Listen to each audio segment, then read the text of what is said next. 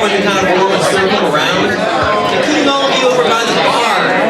We know the bar is interesting. The bar is less interesting than open data. Well, somewhat less interesting than open data. Everyone over by the bar, thank you so much for coming. If you could direct your attention over to the non-podium, it's an invisible podium, it's a transparent podium over here next to the staircase. Try not to embarrass too much the people who are going to be coming in late as we all talk. Hello, I'm Hudson Hollister. I'm the Executive Director of the Data Transparency Coalition. Thanks for coming. Thanks for celebrating with us. If you are enjoying this wonderful venue or if you're enjoying a beverage, please know that if it weren't for the support of the companies that have joined the coalition and for our co-host FedScoop, you'd be outside right now in 7-degree wind chill and you would not have a drink. So thanks to the companies and thanks to FedScoop. We've got Tim Day from Teradata here. Where are you, Tim?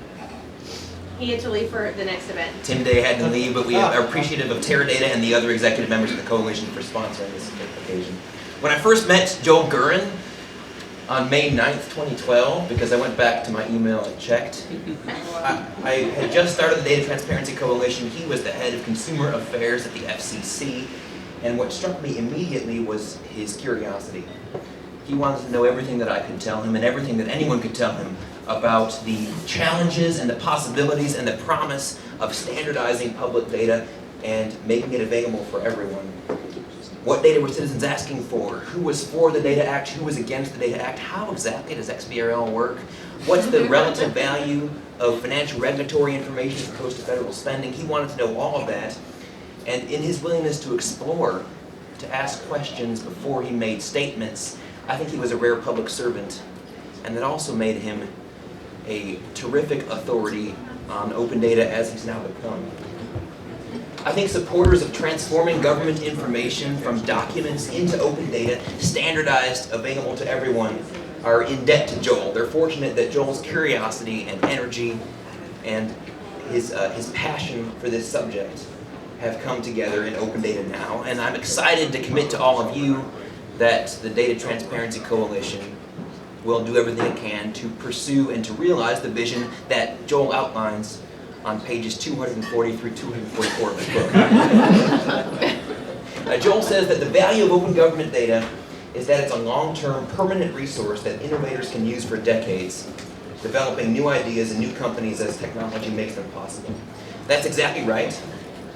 Citizens, civil servants, companies, coders all need access to open data so that they can build value on it.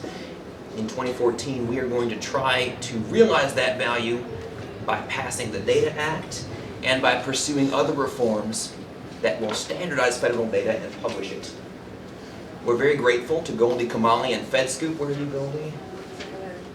Goldie Kamali is over by the bar. Goldie Kamali, CEO of FedScoop. Thank you to her for co-hosting with us. And I'd like to turn over next to our special government guest. We're very excited to have Congressman Jared Polis with us. Congressman. Thank you, Hudson. Special government guest, is that my... I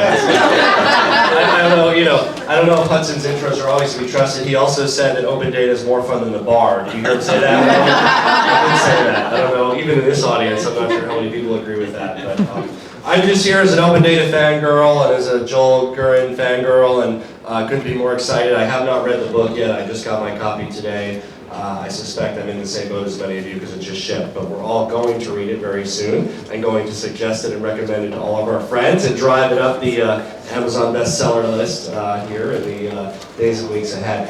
It takes a push from the political side. The book is focused, as you know, on private sector opportunities, as it should be. That's where the real opportunities are, that's where the market is, and that's the case we need to make. But since I'm the designated government official from the public policy side, it takes an impetus from the political side to push because there's a lot of bureaucratic intransigence and administrative resistance to moving towards open data. It is work, it can be cost, it's a different way of doing things. It takes a push both politically, that means through legislative legal changes like the Data Act that I was honored to work with Congresswoman Issa on, who showed great leadership in bringing the bill to the House floor, and I joined as a co-sponsor, or whether it's through letters and cajoling and questioning of people saying you need to move forward with this. Also, it takes movements from the administration and rulemaking to make sure that information that taxpayers have funded and supported, is able to be leveraged in the private sector. And we're able to parse through information to take better advantage of the opportunities that transparency and open data will provide across many, many sectors. I do a lot of my own personal policy work here in education, and that's a small work, even though it's a big public endeavor. The private sector side of it is small potatoes, but very important. And we're looking forward to a revolution in teacher training, accountability, accountability of learning. I'm going actually from here to a school choice week event. I apologize, I'll be leaving you early, but I will be mentioning data over there as well, if you happen to know. Joel, I'll try to plug your book over there as well. It'll be a good audience in education. But certainly in healthcare, in energy, in budget transparency, government appropriations transparency, legislative transparency, across nearly every policy area. So we are very excited by the private sector dynamism, which will ultimately help push policymakers and administrative leaders in the public sector to catch up so we can truly avail ourselves of these kinds of opportunities. So I want to thank Hudson and FedScoop for organizing this book launch party for Joel here today. I just had the opportunity to meet and chat with Joel before we came here today, and I look forward to reading his book and sharing it with my colleagues as well in Congress, so that we can make a push to make sure that we can recognize the kinds of opportunities that exist for private sector growth and for new value to be unlocked with open data. So thank you.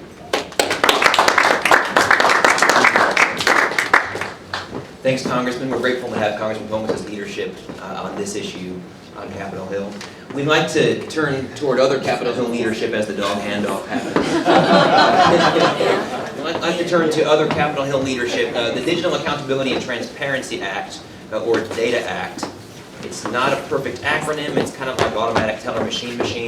The Digital Accountability and Transparency Act will transform federal spending into open data, and we're excited to have here the lead congressional staffers from the House and from the Senate respectively. I'd like to ask Larry Brady of the House Oversight Committee staff and Amy Edwards of the Senate Budget Committee staff to come on up and give us a few words apiece.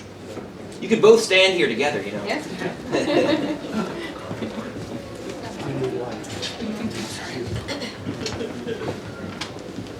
Thank you, Hudson. I thought it's called the Hudson Hollister Act, rather than the Memorial Act. This book, which I think by now you've probably all seen, as you know, explains how debt. Did you turn it off? I did, but hold it a little closer. How we can transform government by having searchable public data. And for those of us who have worked in government for a while, I think we realize how absolutely far-reaching and fundamental that change is. The Data Act, which Hudson referred to, does precisely that for spending data. And we are exceedingly grateful to Joel Gurin for this book, because it gives substance and support to our effort in trying to get this to the finish line. In our view, there's nothing more important than transparency, searchable data, as far as spending data is concerned. I came back to the Hill, what was going to be for a year, with Tom Davis in 2003, and I'm still here. Tom put me on the Financial Management Subcommittee. And as I got into it, having come from the private sector, I've been in California running a small company for a while, it is astounding and depressing at how little we know about where the money is going, what is done with the money, what kind of outcomes we have for the money we spend. Think of a major corporation that doesn't have an IT system that works, that can't tell where it is spending on what services. And that's where we are in government. Now, there are a couple of requirements that we need before we get to the finish line. One is we need legislation. We cannot rely on the federal government, on the executive branch, to do this by executive order. When there are, what, 4 or 5 agencies that now have requirements across government on spending data, and none of them relate to one another. We need to do it through legislation, and that Mr. Dodaro, Comptroller General Dodaro, testified to just a few months ago before the committee. He heartily endorsed the Data Act. As I said, we will open up federal spending data by requiring data standards for federal spending to be made whole throughout government. A very, very important point all of you should realize is this effort is overwhelmingly bipartisan. This bill passed the House of Representatives with a vote of 388 to 1. It's been, the Warner version of this bill has been reported out of